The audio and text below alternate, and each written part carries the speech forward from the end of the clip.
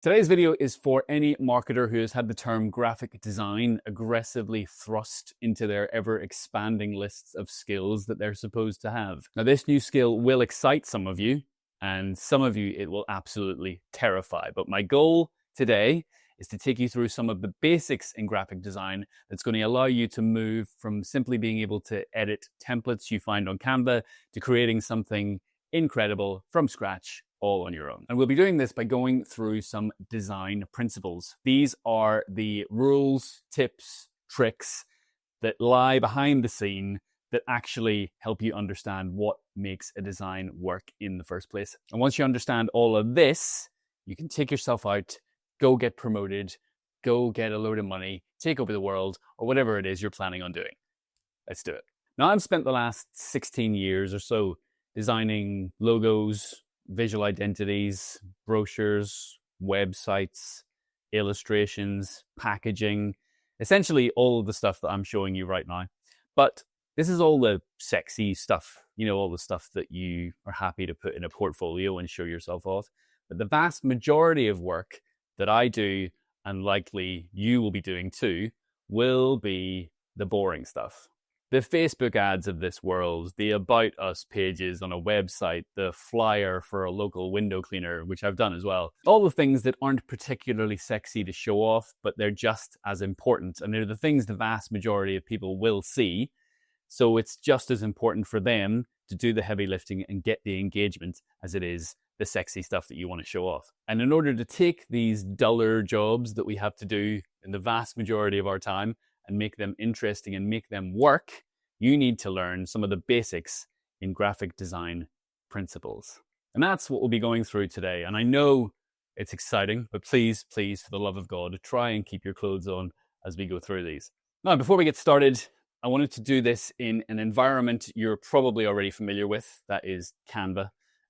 So everything I'm showing you, you're at least looking at something you've got a bit of experience in. And the first design principle on our agenda today is balance. Let's imagine you have a very simple graphic like this, and you've got two lines of text. One is a header, one is a simple little sentence, and you've got to place it somewhere on this big old white canvas. Where are you going to put it? Well, the instinct is to take something and plonk it in the middle.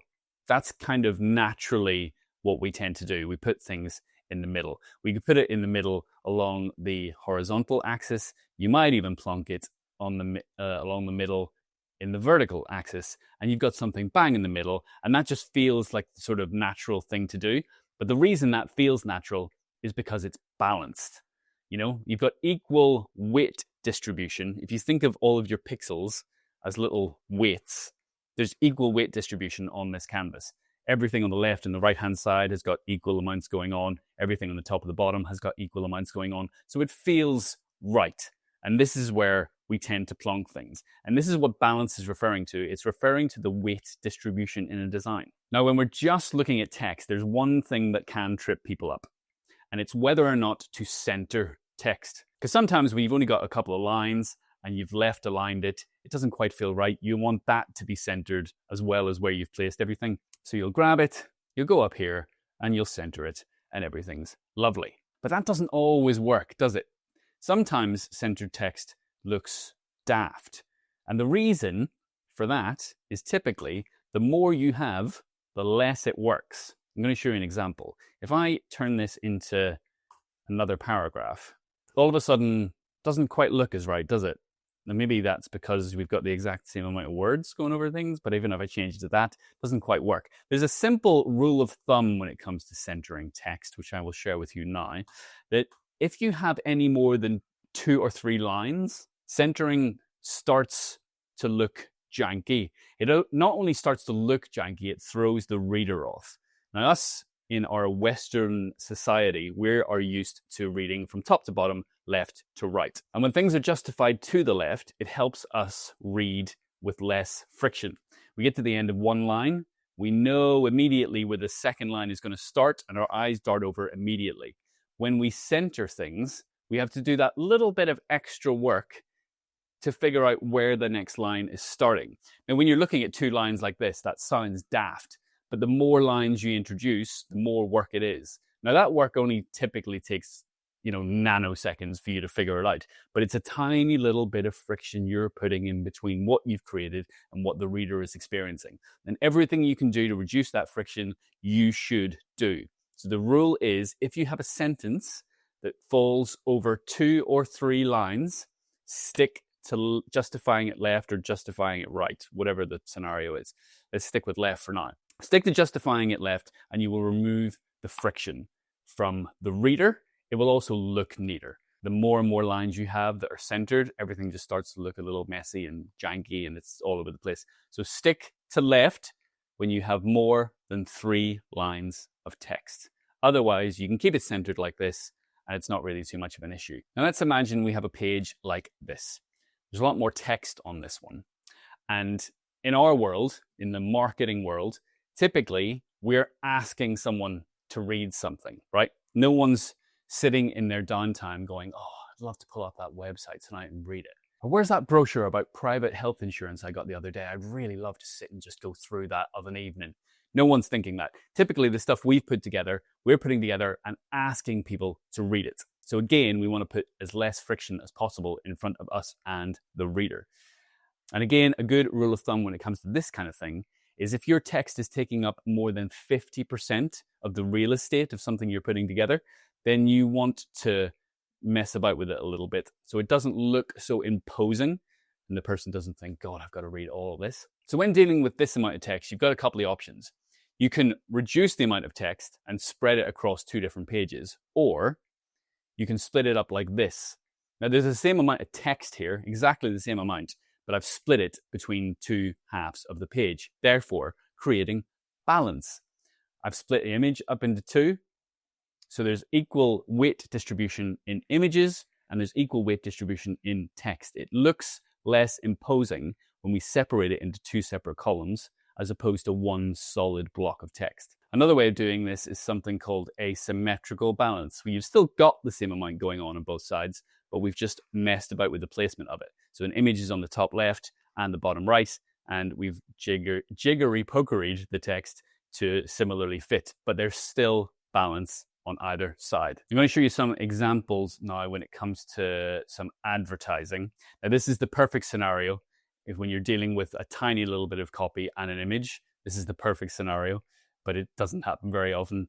You can see that we've got the flip-flops. The M is obviously nice and symmetrical and balanced. Everything's bang in the middle, really easy. Same with this piece of art. It's nice and pleasing because it is balanced along the top and the bottom, and it's balanced along the left and the right. So balance is the basic one, right? If all else fails, chunk things in the middle, make sure you've got equal distribution among the left and the right, the top and the bottom, and things should look relatively pleasing. Our next one is contrast. Now, if you want to draw attention to something in a design, you need to contrast it with everything else that's going on.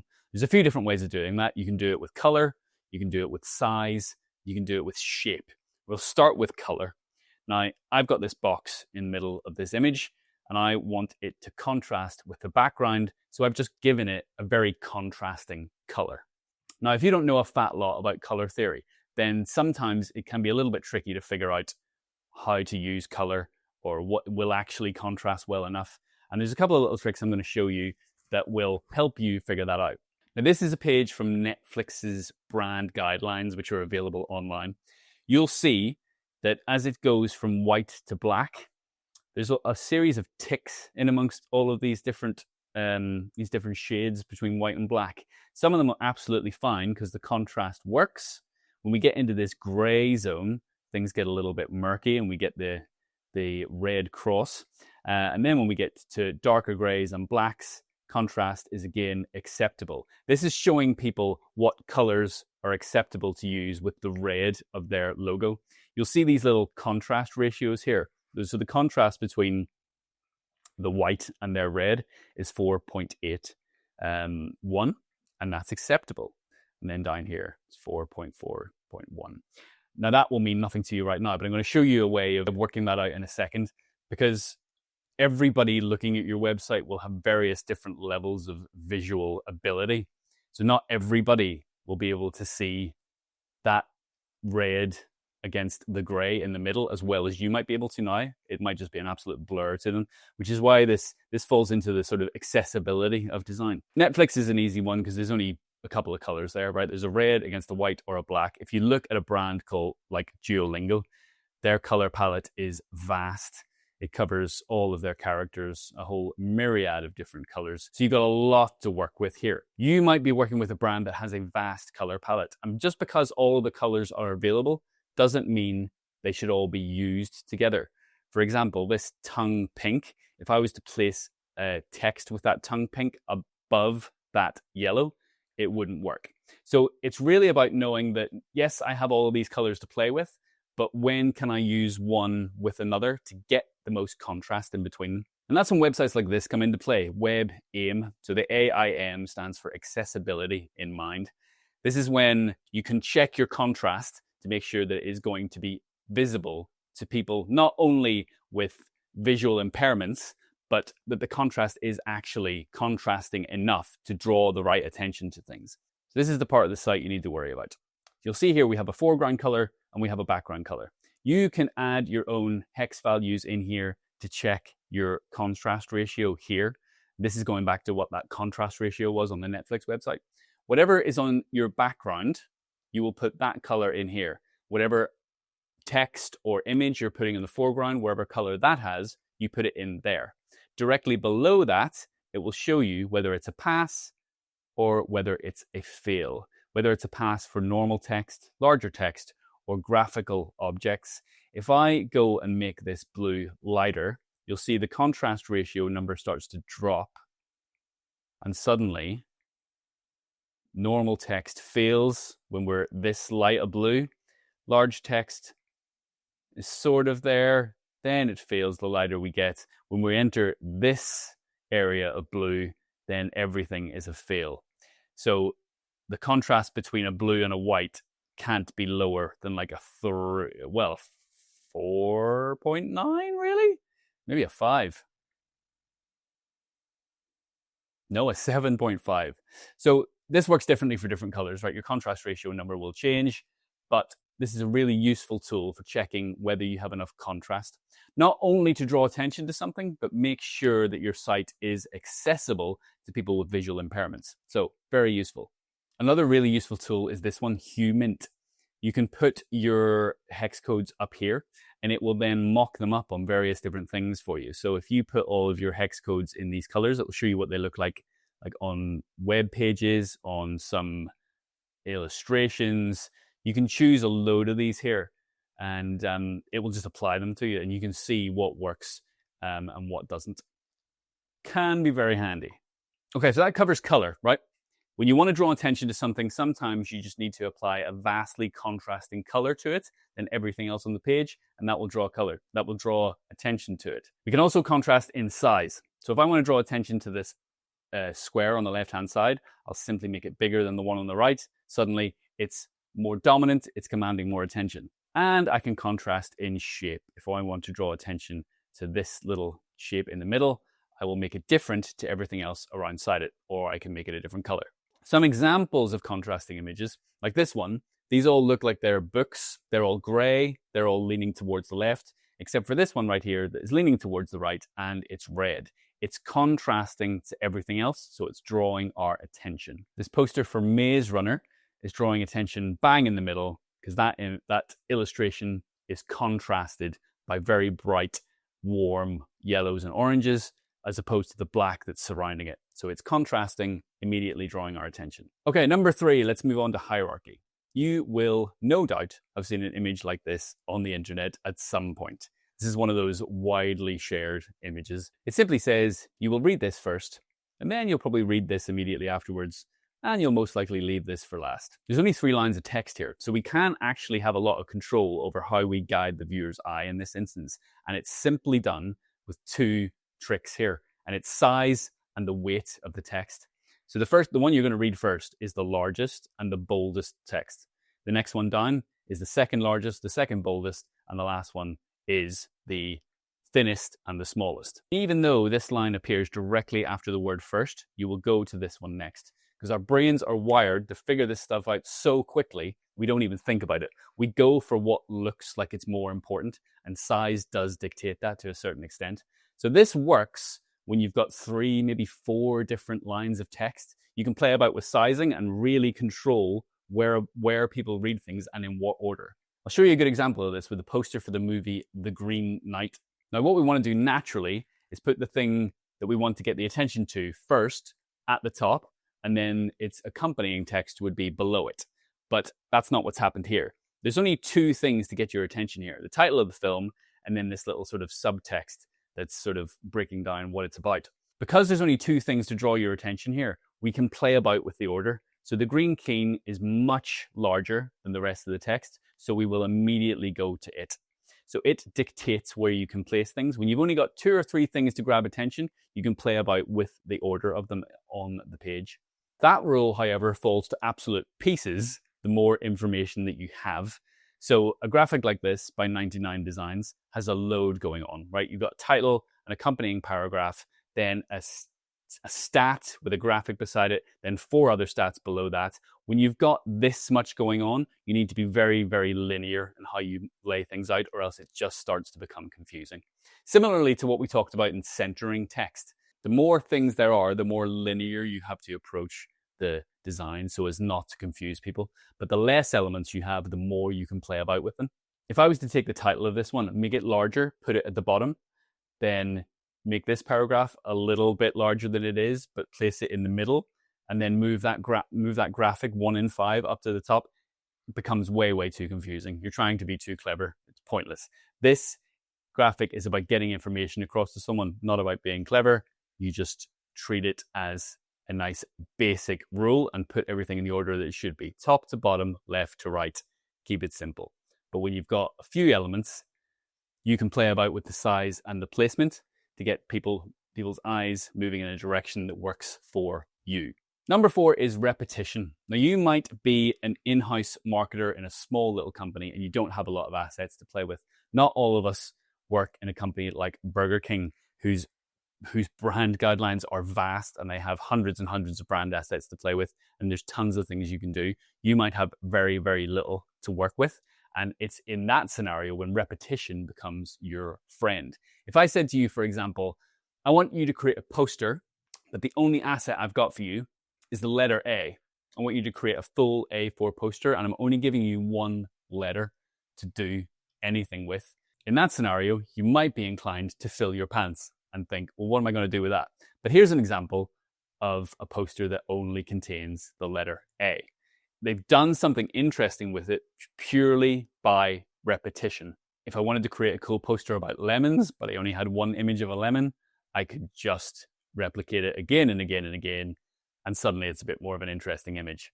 If I only had 1 word to play with, like the word focus has been done here, it's repeated numerous times, all outlined, and then the one that's filled in the middle is the one that is drawing your focus with contrast.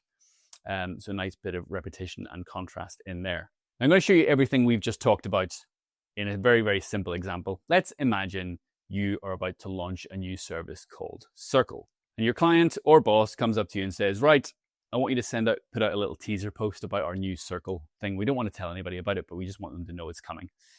You say, cool, what assets do you got for me to work with? And they say, I've got the word circle and I've got a circle. Just create an image, will you? And you go, brilliant. What am I going to do with these 2 things? Well, this is where we can start using some of the little tricks that we've already learned. So the first one was balance, right? So we can take these 2 and plonk them directly in the middle and we have balance, right? But still a bit dull. You'll notice that with balance. Balance is useful, but when you don't have a lot to work with, it's not that helpful. We can put the circle above the word circle, and again, plonk that directly in the middle, but again, not exactly something to write home about. Let's try some contrast. I could grab my little circle and just give it a different color. And now we've got some contrast. That's kind of all right. Still nothing that exciting. What if we contrast it size-wise and I make the circle huge, plonk it up here, and put that down there. Now we've got something a little bit interesting. I can grab that, put it to the side, Maybe plunk our little circle in there. We're getting something a little bit more interesting. Let's look at repetition next, because we've only got these two little elements. So I really want to do something a bit more interesting with them, so I can start to repeat it a few little times. So I'll grab, let's see if I make 6 of these, and I center them and throw you down there, and I will again create a few little rows of these. So now we've got some repetition, but again, I want to draw attention to one of these. So what if I contrast one of these with a different color, or I change the size of it, or if I really wanted to make you uncomfortable, I could just take that one and plonk it there. But you can see with only a couple of, I'm going to move that back so you don't lose your mind. With only a couple of these little rules that we've touched on yet, you can take just 2 things and start playing about with endless different ways you can jig them around, essentially. You know, you can repeat the word circle and just have one little shape of the circle. There's loads and loads of different things you can do. So a nice little start, a nice little easy example. Let's move on. Okay, number 5 is white space. Now, white space doesn't literally refer to space being white. It more means just empty space. Here's a good example of this design for a design museum. Now, the white space refers to all of this empty space in between this graphic at the bottom right and this text at the top left. You will have no doubt over the course of your career been told that something looks too empty. And that is a natural sort of thing for someone to say when they know they have to give feedback on something, but they don't really know what to say. So they'll just come up with that. And I want to show you why it's important to have the white space and how you can object to any feedback that tells you just to fill it. So if we look at this space is intentional, right? That text doesn't need to be bigger. It's still fully legible. Your eye is drawn to it and then drawn to the graphic. It does everything it needs to do. So why does it work? And how can you explain to someone why it works so they don't force you to just fill it with anything?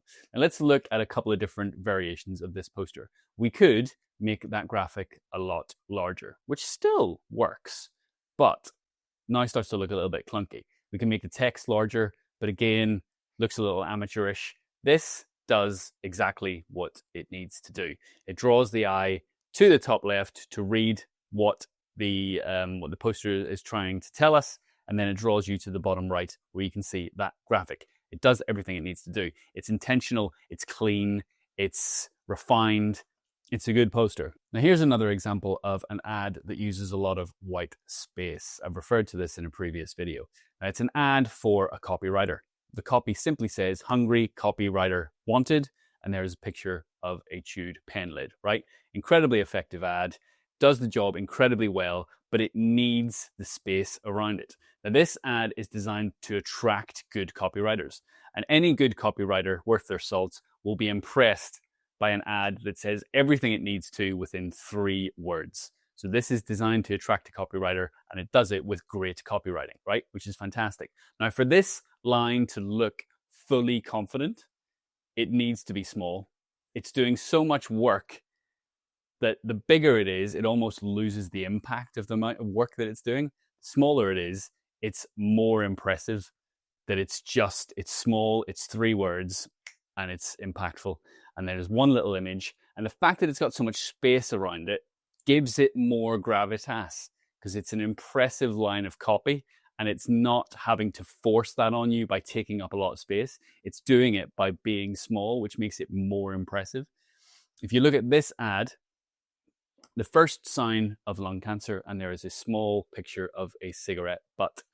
Now, contrary to this one, where the copy is small, the copy is large on this one, because it's contrasting with the size of the cigarette butt. There's contrast there. This is an impactful ad because it's showing that something so small can cause so much damage. And in order for that message to come across, and in order for it to look small, it needs to be surrounded by empty space. The copy being larger in this instance makes sense.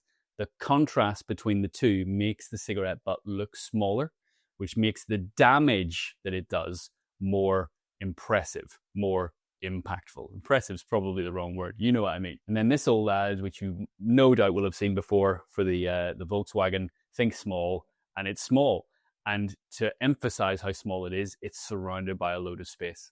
So this is when space is intentional. The meaning behind the thing that is small on the page is made more impressive by the fact that it is so small. So space is important. And white space is also used as a device for drawing focus. If you want someone to look at something on the top left, then in the top right, the space helps you guide the viewer's eye from one thing to the other and not just cramming it full of unnecessary things that are going to possibly confuse the message. Now, number 6 I've thrown in, which isn't necessarily a design principle, but it's just as important because it doesn't get talked about enough. And it's how to deal with objections. And I've put this here because white space is the one that you will come up against the most objections for. When people are asked for feedback, they will immediately feel like they have to give you feedback, which isn't always a good thing because they'll feel like they have to say something. And that something is generally, can we fill that space? More often than not. So I want to show you how to deal with that if it comes up. This first objection is simply, can we just fill that space? A good way to come back to that is to say we could, but that would reduce the impact of the key message. If you think back to that cigarette ad, it would reduce the impact. And right now the space is helping to guide the viewer's eye. The next objection is it looks empty, which is again a really, really common one. A good way to go back to this one is to reframe the word empty to the word intentional. So you say, it actually looks intentional. The extra space keeps the focus on what matters most. You can think of that with that copywriter ad. It keeps the focus on the weight that simple line of text is bringing to the table. So it looks intentional, not empty. Another common one is, I just want to use every inch of space. And you say, that's understandable, right? Which is often a good place to start when responding to feedback. And conflict resolution in general, you show that you understand where the person's coming from, but ultimately why they're wrong. And it's because cramming too much in will have the opposite effect. It can feel overwhelming and reduce engagement. No one wants to reduce engagement. It's a good one to come back with.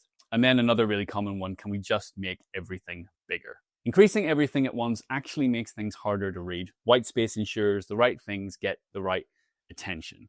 A really good analogy to use for this, if you're ever talking to someone and you know they're a music fan or film fan or a comedy fan, space is used everywhere. The best film directors know when to use space in a scene in dialogue, you know, when the lines need a little time to breathe. The best musicians know where to place space between notes to make a song really work. And the best comedians know when to use timing and pauses so the punchline has the best impact. And it's the same thing with design. In any form of the creative arts or design or anything like that, knowing when to put space in is just as important as knowing where to not put space.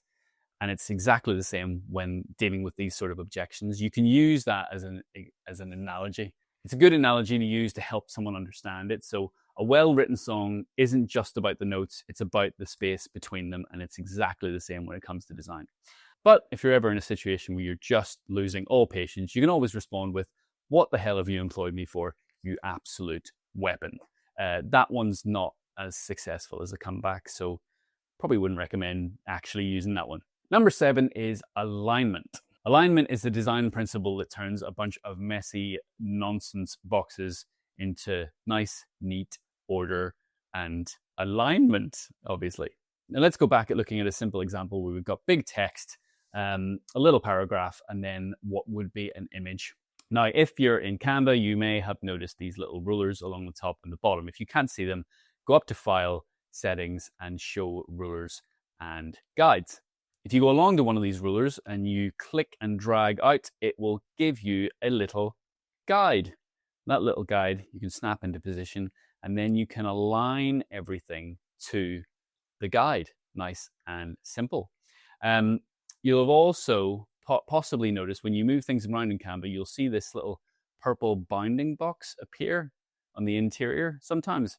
And Canva by default applies a margin of 10% inside the canvas that you're working in. And that's useful when you're working with text, for example. So you want to keep the text generally inside that margin and don't go outside of it. So if I wanted to figure out where I was going to put this on the left-hand side, I'd snap it to that little bounding box. Because if I went too far outside it, then I'm too close to the edge and it can look a little bit janky and amateurish. The same rule doesn't quite apply to images. You know, they can stretch outside and still look grand. But generally, when you're dealing with text, stick it within that margin and you'll be fine most of the time.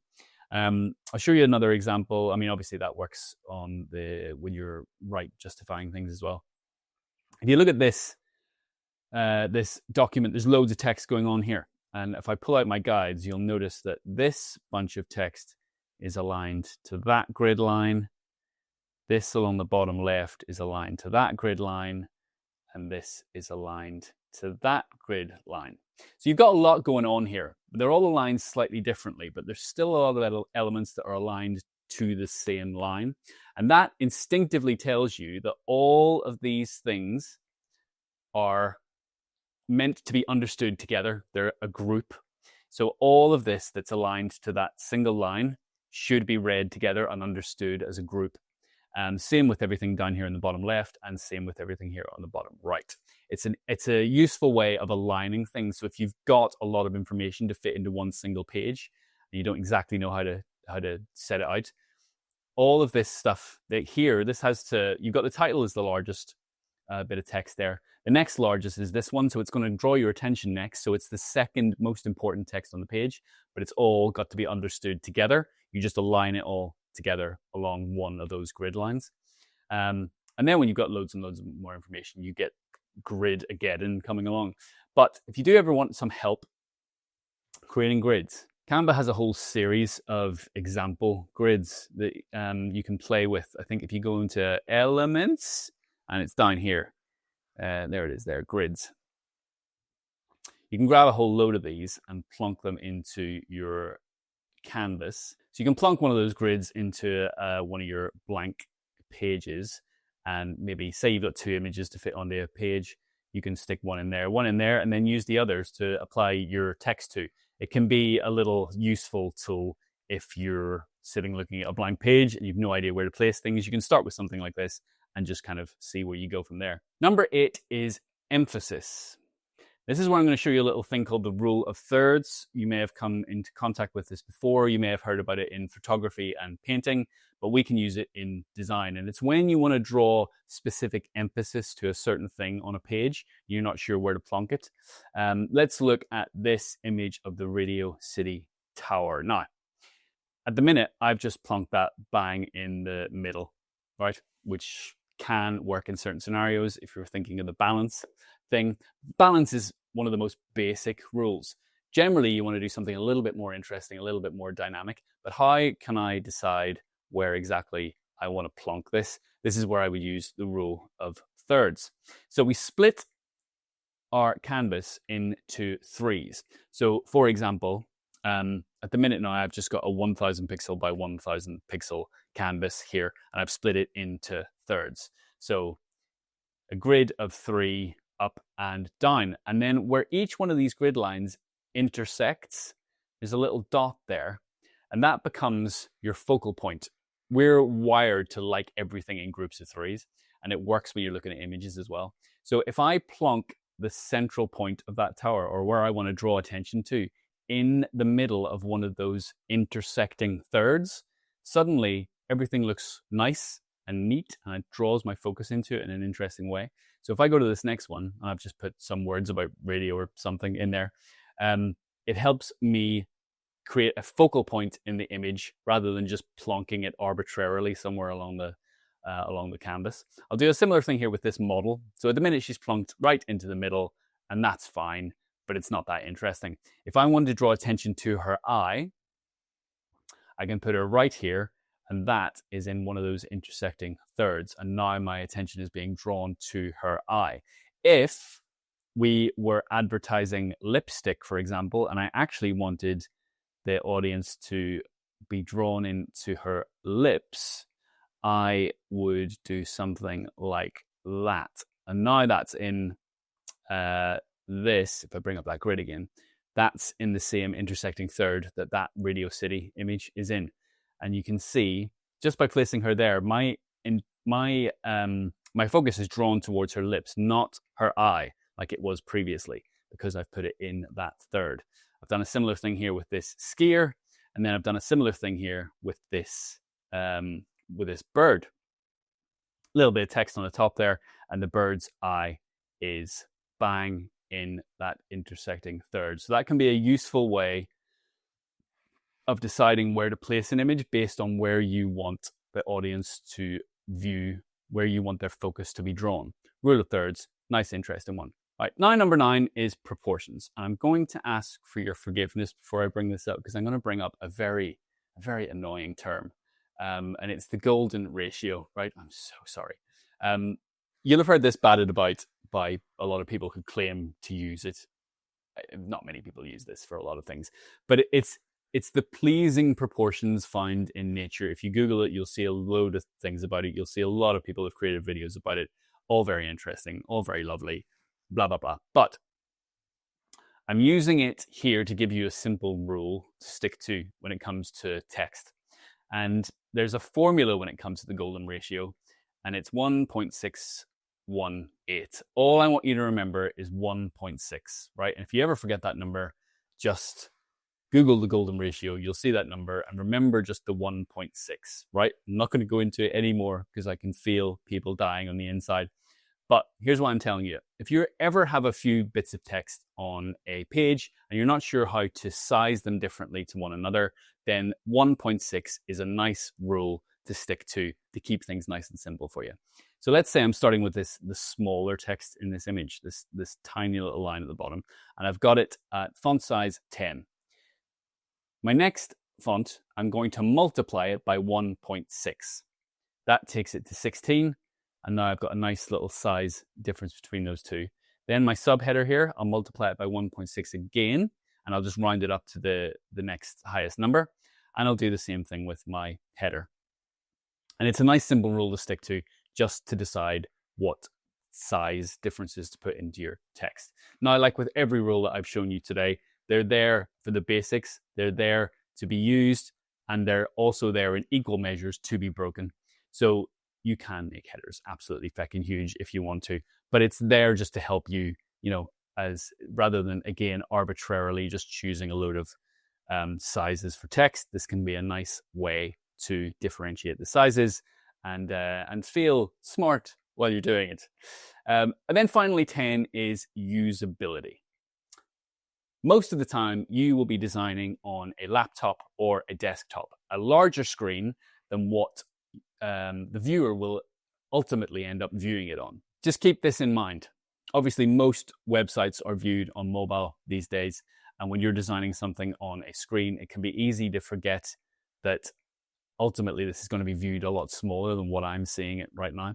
So if you're designing for socials, make sure you plop whatever you're designing onto your phone so you look at it on there. If you're doing something for print, just print it out, have a little look. If it's a bit of packaging, whatever it is, print it or transfer it onto the thing that the viewer will ultimately see it on, to make sure that it doesn't just look good on your desktop. It looks good on whatever final format it's going to be delivered in, because it's an easy thing to forget. Now, one thing I want you to take away from all this is, here are some basic rules. Know them so you can use them when you need them occasionally, but also know them so you can break them, because these rules are not biblical texts. They're there to be used sporadically, and they're there to be broken when needed. The definition of graphic design is the art and practice of visually communicating ideas, messages, and information through the use of typography, images, colors, and layout. It combines creativity and strategy to make content more engaging, understandable, and effective. You'll notice nowhere in that definition does it say it's supposed to be nice. It's supposed to look pretty. That's not its intention. Its intention is to communicate a message. And if the best way to communicate that message is to make something messy, then you make it messy. If it's to make it look cheap, you make it look cheap. It's not, its primary function isn't to look impressive. That's never, ever the goal. I'm going to show you a good example of when that's come into play. You'll have no doubt seen this ad. We're looking for a graphic designer written very poorly on like a paint program. Now, this company have not stuck to their brand guidelines when they put this ad together. They've intentionally made something look bad because it worked for the purposes of the ad. Another good example of this is when the London Underground got David Hockney to design some art for the London Underground. And I think it was to promote just tourism in general. Now, if an artist had just created a nice piece of art, no one would have cared. No one would have talked about it. But he created something that most people said my child could replicate. So it got people angry that an artist was paid to create something that looked bad. But he was hired to get people talking. And this ad really, really got people talking, got them angry. This is how the internet works, unfortunately. You got to create bad things to get attention sometimes. But it just goes to show that not everything has to look pretty. Sometimes creating something ugly can be exactly the thing you need to draw attention to the thing that you're doing. So rules are there to be adhered to when it's appropriate for the actual goal, and they're there to be broken most of the time. So in summary, if all else fails and you've just got a couple of little elements to work with, think about balance. Think about your even weight distribution of your pixels and apply things similarly on both left and right hand side of the canvas and the top and bottom. Then you've got contrast. If you want to draw attention to something, either do it with a contrasting color, a contrasting shape or form, or a contrasting size. And you can use websites like I've shown you before on how to gauge contrast in color. Hierarchy. When you've got a few different elements like this, you can use size to guide the viewer's eye. The more elements you have, the more you need to stick to a linear layout. Repetition. Again, if you don't have a lot of assets to play with, repeat. Repeat, repeat, repeat, repeat, and you can come up with something interesting. White space. Do not be afraid of it. It is your friend. It is there to draw attention to things. It is there to give small things impact, and they need that space around them to let them breathe. It is not anyone's enemy. Remember the objections. White space looks intentional, not empty. The extra space keeps focus on what matters most. And when you've had enough of people's nonsense, you can just say, get in the bin, you ass cabinet. Then we had alignment. Remember to pull out your grids and put things into little families of meaning and align them together along those guidelines. Rule of thirds. If you want to draw emphasis to one place in particular in an image, you can use the rule of thirds in order to do that. Use the golden ratio, the 1.6, to decide the sizes of your type. Do not forget about usability. Remember, you will more often than not be designing in a larger format than it will ultimately be seen by the viewing public, so always bear that in mind. And finally, do not be afraid to break every rule I've just told you if it serves the intended goal, because that's the only thing that matters. And now that you know all of your design principles, I want you to go and watch this video next, and I'm going to show you how to create ideas from scratch by learning how to steal ideas like a graphic designer. I'll see you over there.